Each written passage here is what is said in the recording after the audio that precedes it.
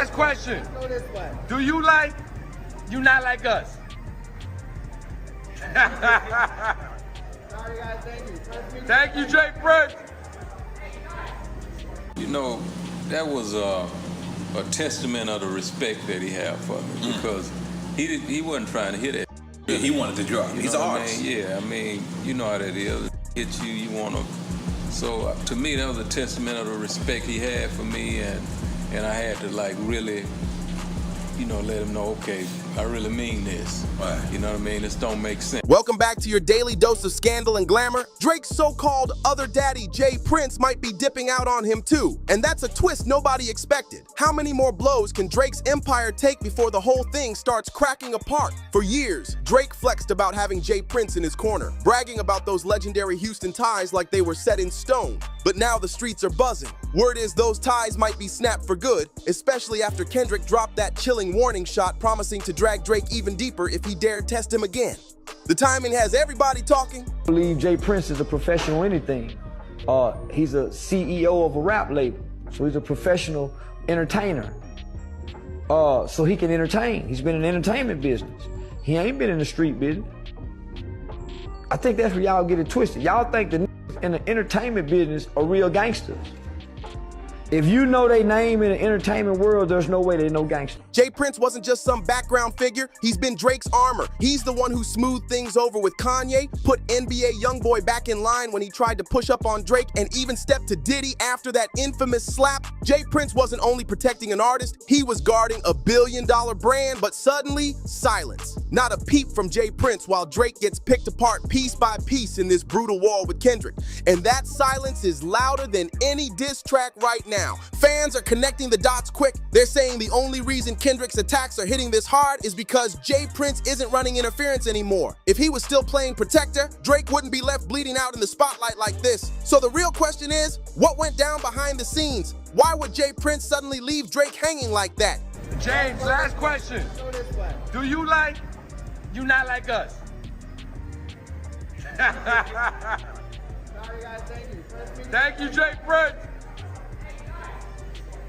The word on the block is getting real messy. Some folks whisper Drake might have double-crossed the very man who built him up, while others claim Jay Prince himself is backing away because even he doesn't want to clash with the energy Kendrick is bringing. Either way, one fact is clear. Drake's standing out here all alone and it's looking dangerous. See, the buzz is Kendrick might be holding some serious cards up his sleeve, the type of dirt that could expose very dark secrets tied to Houston. And when I say dark, You know, we couldn't get caught up in that. Right. That was a moment. Right. You know what I mean? We big pitching thinking.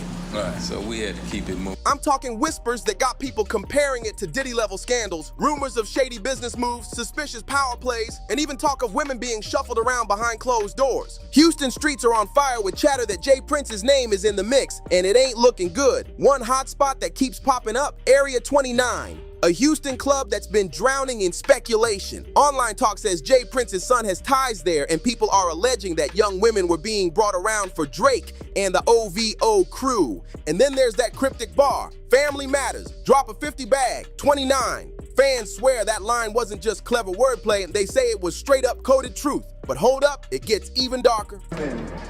Make sure you gotta get this man raised me in the game right here. You gotta get this man on camera real quick. Yeah, get the legendary Bun B on camera real quick. This is my dog right here. Raised me up from a little puppy dog. For a long minute now, folks have been throwing Jay Prince's name in the same breath as the tragic death of Migos member Takeoff. Nothing's ever been proven, but the speculation refuses to die. And now, Kendrick's diss track Euphoria got fans convinced he was hinting at the real truth about what went down that night. If that's really the case, then Kendrick might be dangling secrets powerful enough to shake the whole rap industry to its core. Now, let's be real. This is all rumors and online chatter. But one detail stands out clear as day. Jay Prince, the man who once silenced every single beef for Drake, is suddenly ghost. Why step back now when Drake needs him more than ever? That silence feels way too intentional, and it's got everybody asking the same thing. If Jay Prince really cut ties with his golden child, what made him switch up? Back in the day, Jay Prince wasn't just another name floating around Houston. He was the kingpin with the city in a chokehold. His crew ran the streets like they owned every corner. But when the heat of that life started pressing down, Prince, I'm making this video to address the ongoing back and forth between myself and Drake. Both me and Drake have taken shots at each other, and it's time to put it to rest. I'm asking Drake on December 7th to join me on stage as a special guest and share the 2 biggest albums of the year live in Los Angeles, with the ultimate purpose being to free Larry Hoover. I believe this event will not only bring awareness to our cause, but prove to people everywhere how much more we can accomplish when we lay our pride to the side and come together. J. Prince made a game-changing move. Instead of vanishing, he flipped the whole script and jumped straight into music. In 1987, he founded Rap-A-Lot Records, a single power play that rewrote Southern rap history forever. That's the label that gave the world the Ghetto Boys, Bushwick Bill, Scarface, and Willie D. The same legends behind the timeless track Mind Playing Tricks on Me. And J. Prince didn't stop there. He went on to help push artists like Zero, Devin the Dude, Do or Die, and more, locking in his legacy as one of the most influential bosses in hip-hop. Even now, Rap-A-Lot is credited with putting Southern rap on the map for real. His ties ran deep too, from UGK's Pimp C to Bun B, both icons that Drake himself has shouted out countless times in his own music. Matter of fact, Drake and Bun B go way back. Bun even popped up on So Far Gone in 2009, and Drake's been showing him love ever since. But here's where things get real messy. J. Prince wasn't just respected in Houston, he was feared. Some folks crowned him a powerful OG, while others said he leaned heavy on intimidation and strong-arm tactics to keep his grip tight on the city. By 2006, though, the new generation started making moves. That's when his son, Jazz Prince, spotted a young Drake on MySpace and slid straight into his DMs, convinced the Toronto kid had superstar potential. Jazz wasted no time plugging Drake in with his father and Lil Wayne, and that's when the empire started stacking up. At first, J. Prince... Last question. Do you like You Not Like Us?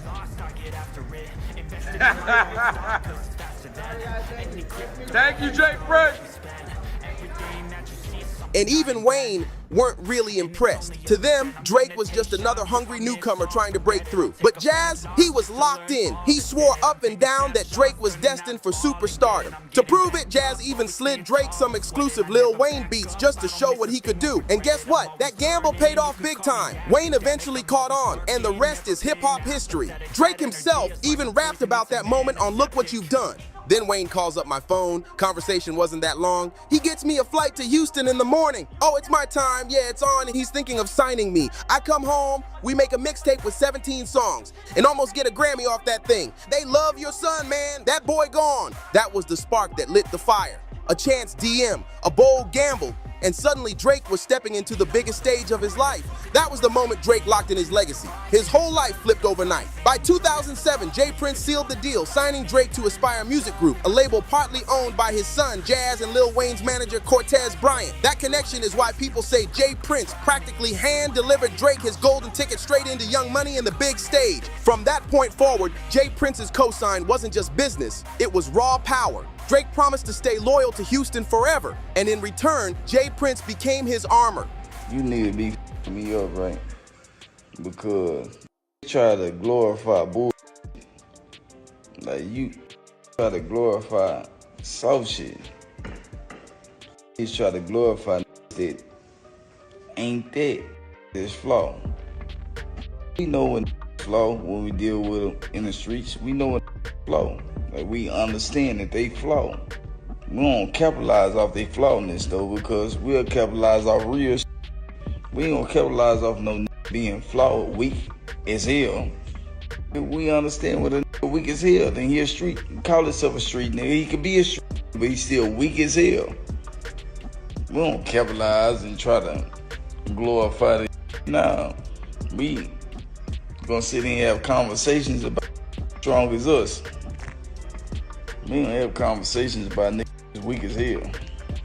The man handling all the dirty work silencing beefs before they spiraled out of control. That's why when J. Prince ordered a ceasefire in the infamous Pusha T beef, Drake didn't hesitate. He fell right in line. J. Prince brushed it off as mutual respect, but let's keep it real. It sounded a whole lot more like authority than respect. Fast forward to 2021, and once again, J. Prince showed up like Drake's personal fixer, swooping in to squash the headline-grabbing feud with Kanye West. He pulled major strings behind the scenes, convincing two of the biggest names in hip-hop to bury the hatchet, at least for one night. by performing a benefit concert for Larry Hoover, the ex-gang boss serving life since 1997 for leading the Chicago Gangster Disciples. That single move proved J. Prince still had heavyweight influence. He even bragged about it on Twitter, writing, "I met with Kanye West in H-Town at the Rothko Chapel. It wasn't in my plans to meet him there, but I must say I'm glad I didn't allow a worship place for God to detour our meeting."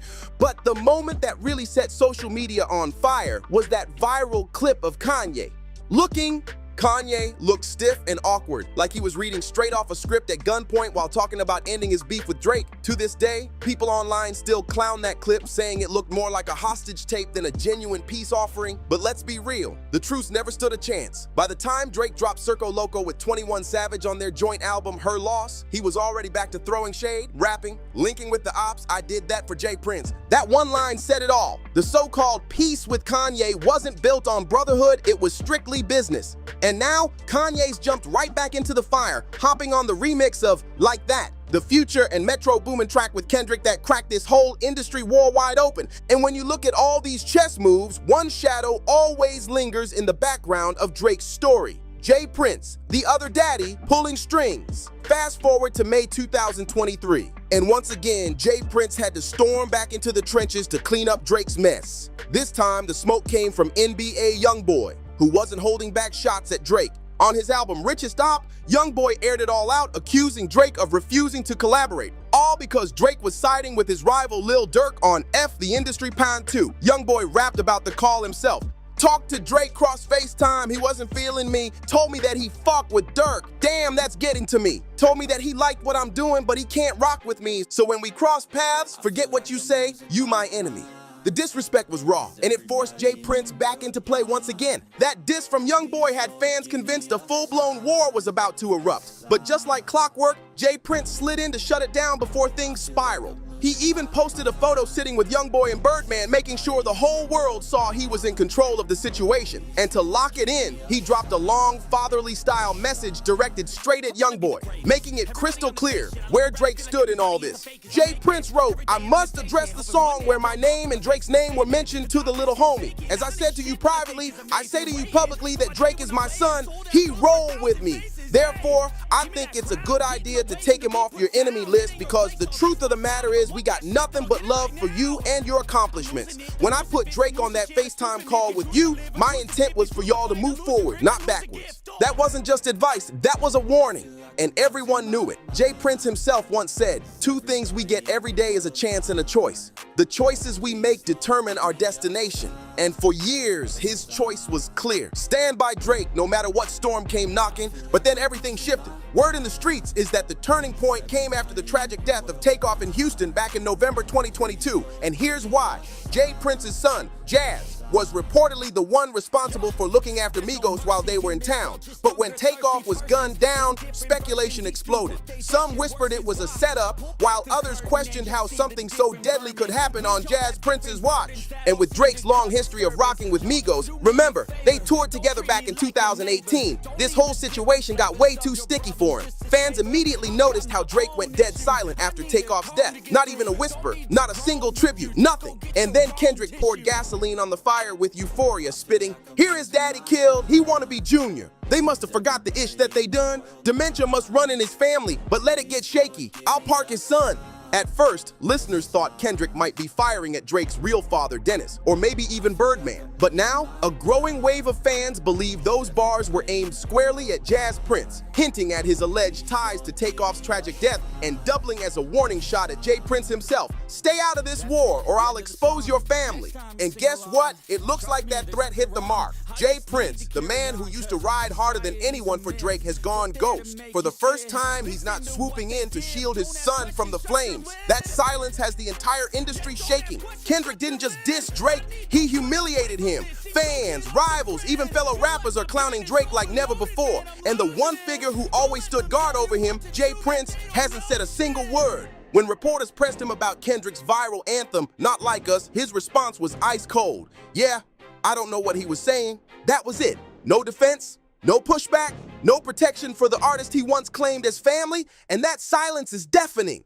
Where's the same fire Jay Prince had when Pusha T dragged Drake? Where's the pressure he put on Kanye? Where's that warning tone he gave NBA YoungBoy? This isn't just another rap beef. This is the biggest battle of Drake's career. And for the first time ever, his so-called other daddy has left him hanging in the wind. Week doesn't even begin to cover it. Word on the streets is the reason Jay Prince tapped out is simple. Kendrick's warning shots cut way too deep. Those bars that seem to target Jazz Prince and the tragedy of Takeoff's death, that was a line Jay Prince couldn't afford to gamble with. Fans are convinced Kendrick basically told him, "Don't let it get shaky, I'll park your son." And that one threat was enough to silence the so-called Houston boss completely. One fan summed it up perfectly. K-Dot just reminded Jay Prince what time it is. Another chimed in, "Jay knows better than to jump in this one." And honestly, they might be right because the silence from Houston is deafening. Jay Prince is out of the picture, and Drake is standing out here all alone. Drake without Jay Prince looks like a soldier stripped of his armor, and the internet is feasting on it. For years, people said the only reason Drake survived rap beefs was because he had Houston muscle backing him. But now, with Jay Prince nowhere to be found, fans are calling Drake exposed. They're saying the emperor has no clothes, and the memes are relentless. Clips of Kendrick's bars are getting replayed nonstop while Drake's silence gets louder every single day. Some fans are even roasting him, saying without Jay Prince protecting him, Drake doesn't even know how to fight back. One viral comment read, "Drake without Jay Prince is just soft serve in a cone, melting under pressure." Another said, "This the first time Drake's had to stand on his own, and it's looking shaky." The shift is wild. Drake, once seen as untouchable, now looks like he's crumbling piece by piece. Meanwhile, Kendrick is running the show, pulling strings, controlling the pace, and making Drake look weaker with every single track. And now the whispers are spreading. Insiders claim even some of Drake's closest allies are quietly backing away, not wanting to get caught in the crossfire. And if you enjoyed this video, don't forget to like, subscribe, and share to stay in the loop with all the latest tea. Hit that notification bell so you never miss an update, and I'll catch you in the next video.